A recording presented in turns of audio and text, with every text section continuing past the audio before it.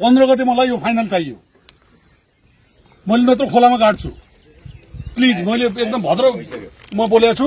आज 6 गते भयो, भोलि बिहान टिप्पर र एक्सकाभेटर ल्याउने। अब यस्तो पनि हो भने के तपाईहरु यार भन्नु त होइन, भन्नुस् त। यो अमेरिकन या अरू होइन। त्यस कारणले गर्दाखेरि आज बेलुकासम्म इन्जिनियर साहब हजुरले यहाँ हेर्नुहुन्छ, आज बेलुकासम्म एउटा एक्सकाभेटर र 2टा टिप्पर मलाई देख्नु पर्यो। बिहानदेखि सुरु गर्नु पर्यो।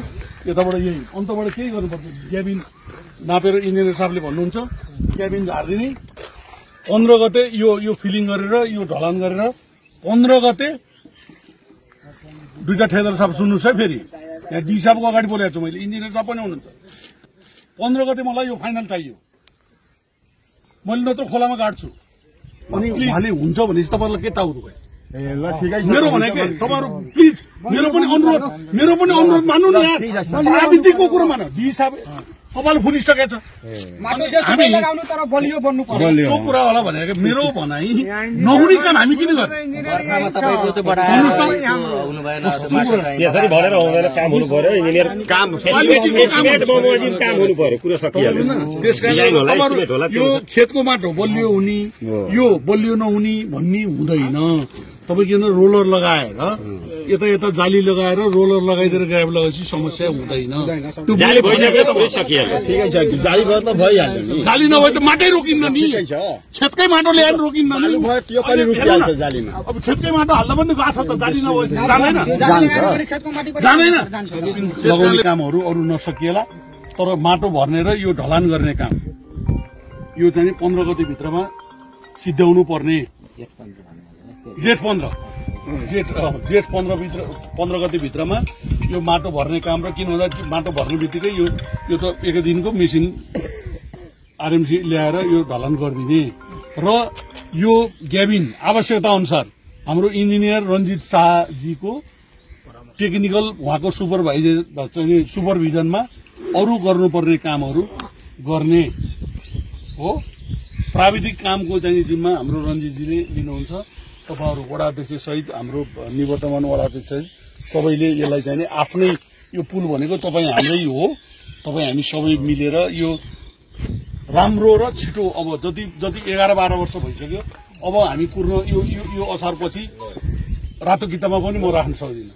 यदि म नभएको भए यो 3 वर्ष अगाडि नै रातो किताबबाट हटिसक्थ्यो। यो सबै तपाईहरुले बुझिराख्नु भएको कुरा हो। अहिलेको बजेट पनि कति दिन लाएर कसरी चाहिँ ल्याएको भन्ने कुरो तपाईहरु सबैलाई थाहा छ। यो अनुसार काम हुन्छ। मुकेशजी र अजयजी यसमा रेडी हो नि है? यसमा भोलि फेरि भएन भने म जतिको नराम्रो कोही हुँदैन। यसमा चाहिँ क्लियर हुनुहुन्छ तपाईहरु। आज मैले एकदमै डी साहबको अगाडि बोलेको छु। अरू कानुनी प्रक्रियामा गयो भने अब चाहिँ सहयोग हुँदैन। मैले त हिजो डी साहबलाई केसम्म पनि भने पैसा दिन सकिँदैन। म गोजीबाट हालेर पनि यो पुल 8-10 लाख कति लाग्छ, म गोजीबाट पैसा आफ्नो व्यक्तिगत पैसा खर्च गरेर पनि गराउँछु भनेपछि अब विद्यार्थी साहब त्यसो नगरौँ, हजुर खर्च नगरौँ। यही डी साहबले नै होइन मिल्दैन मान्नेज्यू, आफ्नो व्यक्तिगत खर्च गरेर नगरौँ, यही बजेट छ यसलाई नै गरौँ भन्ने कुरो भएको छ।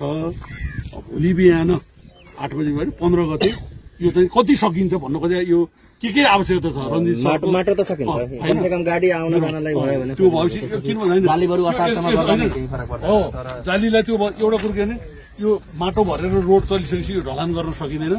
यो माटो भर्ने काम सँगसँगै डन्डी झारेर ढलान पनि गर्नुपर्ने हुन्छ। किन भन्दाखेरि यो माटो पुर्दै ढलान पनि भयो भने अनि एकैचोटि 15 गतेसम्ममा यो दुईटा काम माटो पुर्ने र यो एप्रोचको त दुईतिरको यो स्ल्याब चाहिँ दुईटा सकाएर नि छ। सँगै त्यो जालीको काम पनि गर्नुपर्छ। जाली झर्न पर्यो। पैसा आयो भने यो काम गरेर फेरि यहाँबाट बुढिया बिसर हटायो भने ठीक हुँदैन। सुन्न भाइ, नरेश भाइले के बुझ भन्दाखेरि अब त्यसरी हिँड्न पाउँदैन। कुरो बुझ्यो भने त्यसरी हिँड्न पाउँदैन। अब अहिले तपाईहरु जना हिँड्नुस् त। अब यहाँ छडको व्यवस्था गर्न पर्यो, सिमेन्टको यो आरएमसीको व्यवस्था गर्न पर्यो, ग्याबिन जालीको व्यवस्था गर्न पर्यो। यो सबै कुरो व्यवस्था गरेर मेसिनहरुको व्यवस्था पछिको लटमा उहाँले अलिकति माटो फिलिङमा आफ्नो हिसाबले गरिदिन्छु, तपाईँ किन काठमाडौँदेखि दुःख पाउनु पर्यो भनेर भन्नुभयो। ल हुन्छ भन्दाखेरि फेरि यो काम नभएर अहिले फेरि पटक यो कन्डिसन आउनु पर्यो। जस्तो आज मान्यज्यूले आएर यहाँ 15 गतेसम्म सक्न भन्नुभएको छ होइन? आज 6 गते भयो। अब 9 दिनमा तपाईँहरूले यो बाँकी काम भ्याउनुहुन्छ?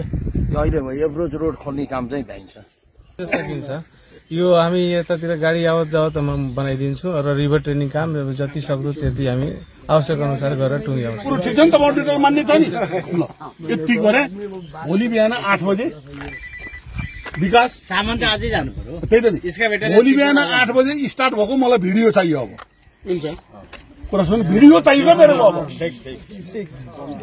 सबभन्दा बेस्ट कुरो त यही हो। मलाई भिडियो चाहियो भिडियो अब यहाँ गर्छु भनेर हुँदैन सामान झर्यो यो भिडियो चाहियो स्टार्ट भएको भिडियो खिचेपछि त मेसिन स्टार्ट भयो भने थाहा हुन्छ नि मान्यजी लगायत सबै धेरै पुरानो पुल हो। अब मान्यजीबाट निर्देशन पनि भयो। यो पुल भन्दाखेरि पहिलो फाइदा लिने प्रत्यक्ष फाइदा त हामी नै हो यहाँको स्थानीयवासी। यहाँबाट सहयोग हुनेछ र निर्माण व्यवसाय साथीहरूलाई पनि मेरो के छ भने हामी नियमअनुसार जान्छौँ। यदि उहाँहरूले असार 25 गतेभित्र एकदम देशमा ठुलै विपत्ति आयो अब पानीले केही गर्नै दिएन भने विकल्प बेग्लै कुरा अब मानिज्यो होइन भने असारको 25 गतेभित्र रिभर ट्रेनिङ लगायतको कामहरू उहाँहरूले सक्नु भएन भने अब चाहिँ कार्यालयको तर्फबाट हामी मौका प्रदान गरिन सक्दैनौँ। या त पुल बन्न पर्यो या त हामी ठेक्का तोडेर उहाँहरूलाई चाहिँ कानुनी कारबाही गर्छौँ। त्यसपछि विकल्पमा यो यति हामी पर जानु नपरोस् भनेर हामीले अहिलेसम्म पर्ख्या हो। यो असाढ मसान्तसम्म हामी पुल सम्पन्न गर्छौँ।